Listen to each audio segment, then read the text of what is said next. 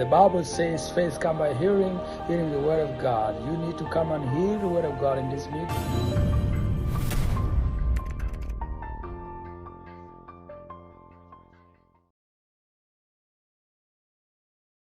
Ngoalong biya kamal chloy datet ndamanduni bolte chaben ka Golgotha Broadcast Media en wale tene ka jal to go tengai kon ka kan wan kon tin bos ka kon rei kwara ko ka kon ni de la dor nore wala tene ka program mugwa mi gorne o kon dial bana ta lengtin ka kor ni te dot jok to ka changa bangwan ka wan ka changa wara ka paiwal te ka conference me chalat Noor Christian Mission Network Raymond Addis Ababa yan conference mo cha chole girdur te ka tungwan te chalat reide te ka tungwan bo to gor kon ka banaling ka message me ban nangra wal gor je kon dial widana te chunga ko bana te leng ka mo chamat pinyo ku kwinore Noor Christian Mission Network bana jaling to den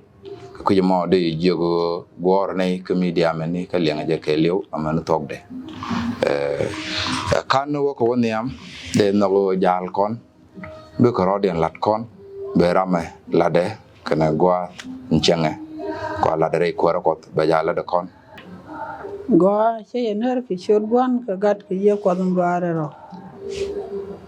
shoda marta nyarang tiem Goa lada en patar sei dul ko Christian Temple ke shoda me ko ben ka ba ke Noor Christian Mission Network rei we ka de sababa jen ngara men labos mada rei dul ko ka Noor Christian Mission Network jen shoda no mo An Reverend John Gaidak, Chakondia Neri, one of the Yokon, one part of Durkos, Angle Church, program beginning in Guaman, one quarter of the Colonel Continuation. And Pastor Simon Delwal, and both Durkos Christian Temple. Chako beno wana meke program intaralika Noor Christian Mission Network Addis Ababa ko beningi ni bidega bentuk to dong kiatani nendo region mala kengwa sandarama and yende James Gadetang me chikono bos dul koska makani Susan Tama and raman bos dul gorga me chaka cholaman Pink Theological College lot ben kada han wana me Addis Chane cholo kon ngej to be ngej ke do man de dor de gergeja ta ngi ma tok ni ka ngwala ne to tok ni ka chanko so chane chol lono ko bak jawon chaka be ngej baka ban tup so nje no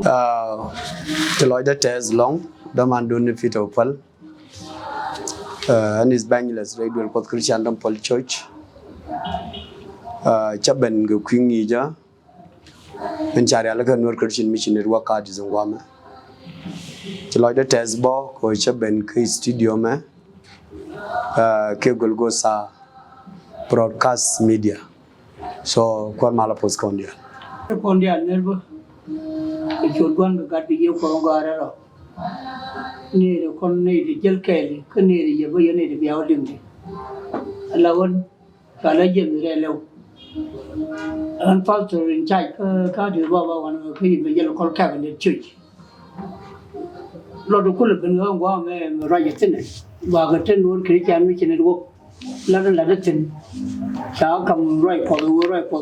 roi ko din da mo chi ben la jalo ke kon ni de wi bo be ko la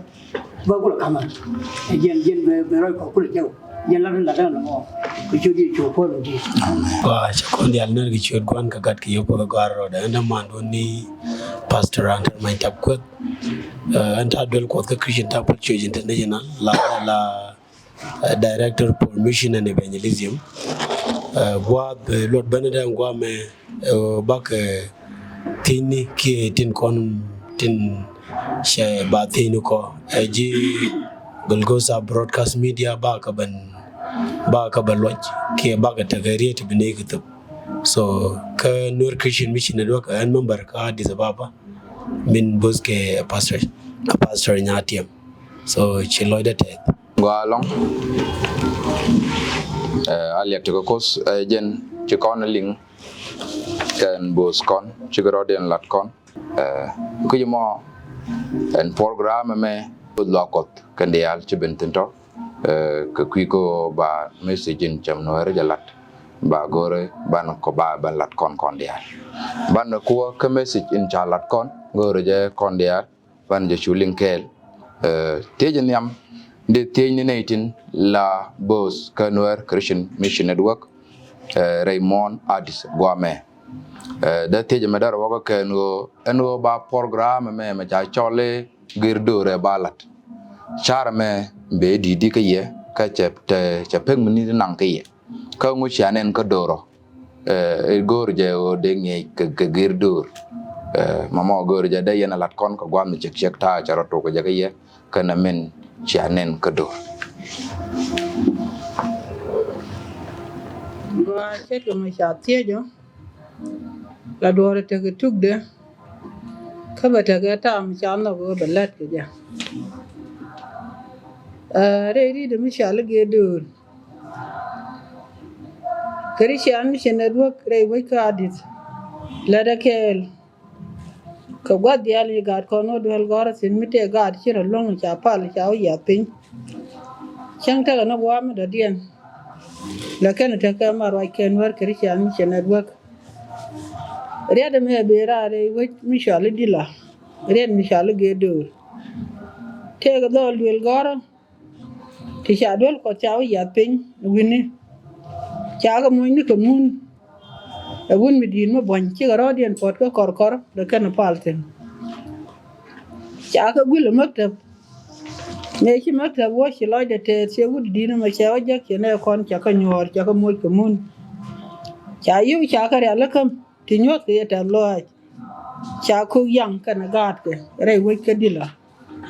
wuda mo ci loy de te cha dab ko gan mi cha la ga loak janagan gambe la banen ko chata ga mar ke jigo ko kos ma par je wi mo na tele da chuloy mak ta ba shote da long kan ga de tere wai kadila chu kan goro bi ka conference bi kan chol e kan wa anta ma tele ne long jin mak ta bu dore ala ka ko no ne biya mun ta ka kadile biya banen cha conference ma chola pin ne go wa mi ga pai diok Chawa ka changara ko pai die bana conference ma bane balat shu maktab shu jien ngwama pator ti shobrau ke ban le ne ti shomwan ke yo tu ne wore we kadila me chi ne shob ka jan changara ma mlo no die le ne jan chang to ko conference ta pe ge cha kwan aga duel goro ci kana kwany kon wene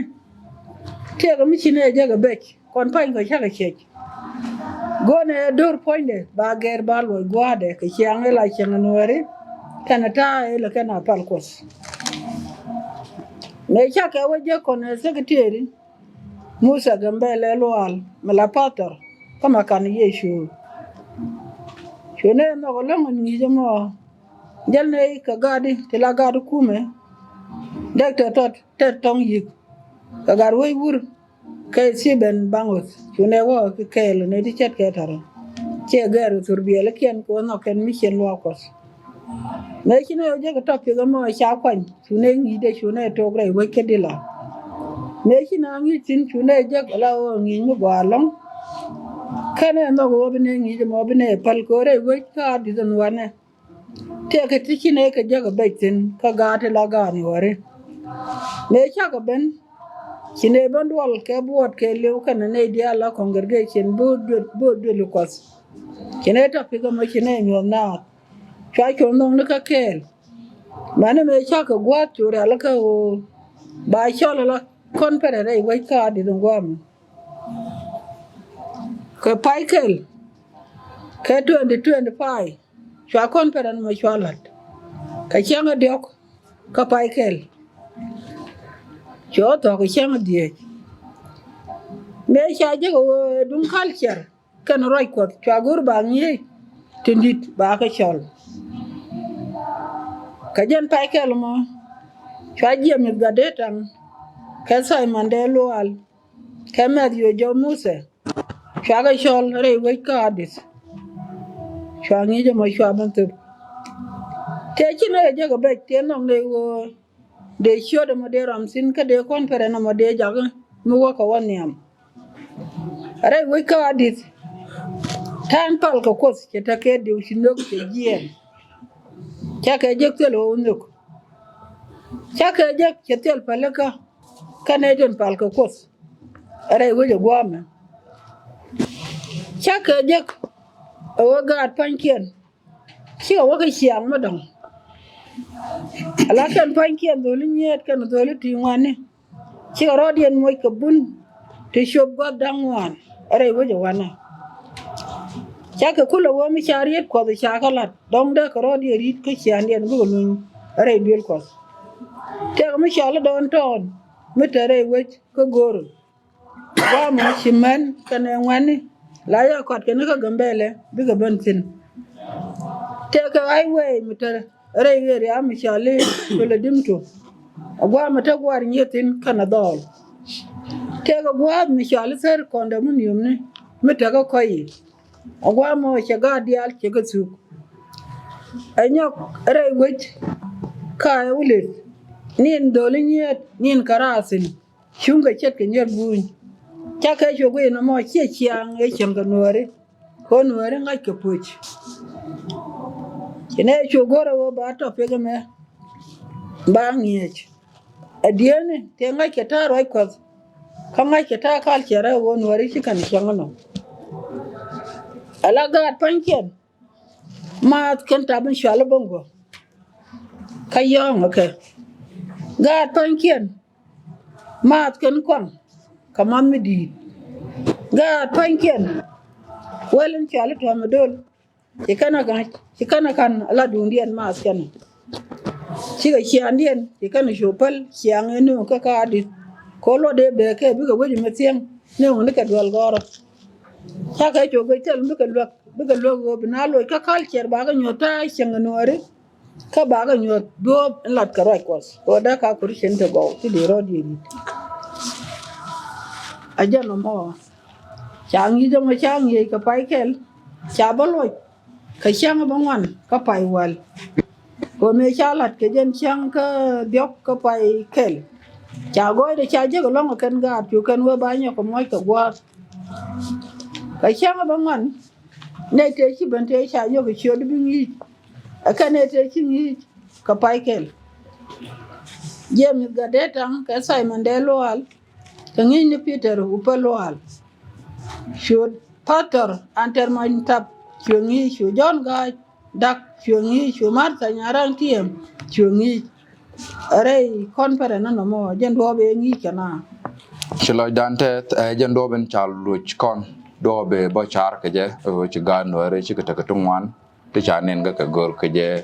nde dor de ngi rai kop ko da ro da ger ke chang tin chawt char mo je chuben ka noer Christian Mission Network boot ke gwa be te ne dila chane ka men channeling tejin do dien da ro ke yebo yen noer Christian Mission Network ke program jo ka me ku kol rajen ta ma ko tok de ka nei dandi chi jo gorto en conference en pilot pek ne ne te chi akwen ga program ka ne di kana bo kan winit ke chi ni ti chubdi ga gat dandi wana tin re hadit china rarul ba program me ba balata ana me yo de ye loy ne ka gwa mi chek chek no mu chi ne jaga be ja korol na gwa ke ala mi chek chek wa rai wai ka di gwa me te ke chi ni ti so bangan ko nya dit te ke chi ndang diok ka da berde te ke chi kel ka wasa ka jan dwal ko kidila e shoj kantara ta ga pe nuar Christian Mission Network rai program chen e to ka je cha to ka ne di shop ku dare o kita ga jan badak ka chen rawde kuna shop ka ne ti shop ku diech ka tiang shu ka rawre chu shop ko kurbadak ka changa bakel shu na ngwan chwa kis mutega wich chwa shop bakel daga na iti shop jandok ka chang ko ina ngwan long chu ko shop ko kina da raw ti tega win mi di mi shop jan ngwan wede ne bakel kane to shiga ben ka liang dien ka me shalat ko chi kana ngai ni chang to ka je jen ko na lo mare ka ro dien ko ne ten chi bare la kana wala na alon ngi ja ke to pe ngi ko jen ko na ro la re ko jen chang Walong Pastor John Gach mi tega midir maten o nguchi ajaga beja korol na abgo akel ka choni tiken chibenta Kamen channel yang kabodan marsa nyarang tiem jen tuk program no mo do be be ka me chobo ko kam mukta wona me go bago na rol ba kel ker min chati ni ko beje te chago beitin te chago jega beitin karol na go kel sin dung information ala la risi le gom chup kana Boni one chaga joyrare we Addis Ababa edun jorduli kel me chawo jega be rewde edun kut ala transportation ray we ka Addis Ababa wala ma cha bay jangaram de ro longa chop gwa fin lat ka dorsin la bege min dong ago medan e chako jega wona na ba doro bala go ba gadi ala ba ko non gwa kel bira mete gati chumwan ki ti ba ganang non ko gwas pala la bana la jaga be ko lu na chang yo we abege chenen wan jaga ho chiro dien long ko de ka ben ka dun ko ni kana wo chine dial to wan ka do ka la ring pe kana ni chala da ko jen pe gen chaw je ko bes kana ni ko ni cha attendant chala da kan ndo la we wo tiab long ko ma cha ko la chang ko no mo la ne dial jwata chieni sangan gorko bakelen Tangan Gorka from Monday, Manu Friday, and the match and I jacko and Dore Gurko. We nay put Changla nay Chaco Jack. We need one Niam to the Chuba any program in a man. At the talk and take out Jack program. Along, thank you, Carlogin, Chia Loja. Game Deben question and Dodian. Deben question and Dodian. Ko Tadan Wake. Tetung wantin bana rai kidian Pastor Simon ke program ni pai talk shenge ko ti ko ngije nyam mani ngije rawde digoro ne ngaji ka ngani chingi to ko ngunu changi to tope ngiten changi ko nguni ka ngaka nga chingi to ka program keli go rai program na me chinidi chok bakal chikangi kanida to ni can get of unity to goal ka kan dia la ka wa yet ka tan de chin kana rai culture kan chanko kanida to she ramengi ki chang kongwan damanane John jarame to and then ngi ka chang do re ni wo meterik tin dangas dara gadi so changi tin ki pinne te tungwan te chalat reide Kakore, Chimandani Marsa, Changi, Kishang Luda, and the God, Kishang Luda, Duanuari, Nuwen, or Yanika Chang Luda Lopus. Kakore, she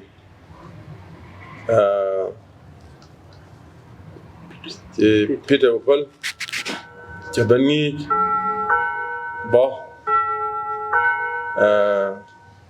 Kajaldur Kel Kakot Order Jal Kel Digakot. The Pinda Bo take it to one.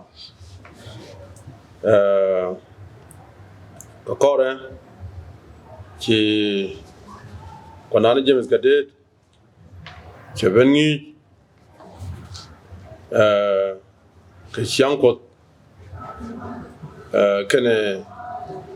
sianwari reikot men da goy nori nyot kene siang te ken kel ko ke je ka kore ci pastoranter ci bengi ka siang kwen kene la biye ni ne to Christian ni o daga te dag ka lesbian ni ne din call din were ngare ra tin dong da chụp nó ko dong da ke changle ka chung ko kien de ka lat ke chung jog din me ko la chung ko en me ci ben ni choang ni dia la to choang ben mat pin ko de siang ko Rairan de ngajidi meloni wo ram Christian Sheng dial to the Zaidian to jal ke ko Zaidian to the Shang other Zaidian to the Shangera min de ngaje ora moran ko ke ta bi ni kan to dial to Choben Martin, Bible Galicia, Chugaji, Taravid, Wo Fayaga, Foundation, Reda, Christian, Kirketin of Puskabo, no, the Maikarami, Loran. You need one, you can change in the Kangaling ring into the Alato, you can get up. Chu nei tung wan chu ke min bi kan nang ra ring yen me chu kan ga lat yen chong le chu ben chong je ke chong ko ping dien ke ni ne dia la to cha tung wan long cha ga lat dong de ram chi gor ka lain telemi kan nyot ke chiang de te ke no ri chiang kal sera chiang de jen ke na chiang de ben na ri ko Menda jalgana ke lokot menda ko nok menda ko do ina tendial kon de tende jak so chakalat kujin lokode kan kujin nokode siang de singane ko kan siang de singane chima ne ko tendial ti chok yo matnya tin ore ngi ni ti chien ke ngi nguchra na jagala rek dor me chi jagala rek dor long she conclude rek dor che winit ko en ran chingi ta topic ni to go tin go ma ta chiang ngi jal dor kel ko kot chiang kun re nori ke chiang len be ni ko da dor chiang de ai kot ko da ran jal kel de ko kot ti ala to chiang ngi re dien ram conclusion de ma mera la de ba lo ne la no lo de test millet ko lan mi sheke la de mi chiang de ko lo ko ten chalat no ba go record then ba ko wajak yenay dun konden bitiri wajagre jam go gwadin bibben ladje go kwidun chale do queen entity ko gane ti tegre ngi jembe dan wala goro bi amesi jembe be chobloy dun poñe chago jek e go kon channe del gwirte ka rei kwara ala chang tega dan ta chang tega mitel ngot mitel gwir ko kon chanu ngote ga doran te kon ci kon ke yar chanu ke yar ke chanu bare ke chanu ke yar bo ko wo gui kon ci kon ji dul ko ka kan kon ngorek kan ga ban chok de te ga danu go kan ngot tin kula nyin ko ko bo kan ni chok tin ya janen kula jojin wo ci luako ci telus ka naden content parade ci angwira bodo de bo mo de take dio kan to dia to baga ko kan kon cho bogwa reidu ngoko mẹ cháu có giấc cái con rẹ có con hấp thìn con chẳng thế cái rẹ con chụp của qua đấy các con chẳng cúi xí nó bỏ con chụp thìn của qua đấy anh em cho con chủ nhỏ đôi nhìn con đi ăn trung ăn chỉ cái mess chỉ cái nhon của tôi là con đua mình dân của con mẹ cháu có lục cường pin rồi nghĩ cho mẹ cha mặt này đi ăn chỉ bên quang nghĩ chứ bên qua bài chẳng thế cái nua đó mẹ quậy ba luật thìn các bài chẳng cúi xí nó mình thuộc inda na jarum của cục ba din nhột na ka chiang rek bana din ngi ki jen wojin mi ci giere we ci bare te ga chang go rek kan to ka ne ko ne cha kun ping ti ta minni den ke liu cha gor be yen dial chup ku dub dial ti me cha ko jaga longo wo ji chiang won ni te ka wa ne dang jogo ti te ka diu ko ko ku jimi jen de to ala commander me cha ko jeri ngi jemi chuwa cái này nó còn from đó đến để đây lo cho được chỉ có con hấp cái chàng ra cái chàng lo có cái chàng cái culture đó hấp mà cái con hấp đi con chụp mà cái đấy là đến nữa có con nus con tiang đây quan đang dọc thì đi lấy chàng con chăn cái bánh pin kel mi laichat mugwa ewo medan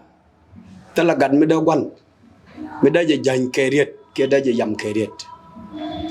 kada chang yo kuen kada wan teka kana man lunu lakana roaj barai den belin